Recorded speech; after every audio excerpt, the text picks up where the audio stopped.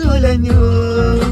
കാണാതെ വയ്യെന്ന് തോന്നലായി, കണ്ടിട്ടും കണ്ടിട്ടും പോരാതായി. തൊട്ടപ്പോൾ ആത്മാവിൻ തേൻ നിറഞ്ഞു, പൂ പോലെ നീ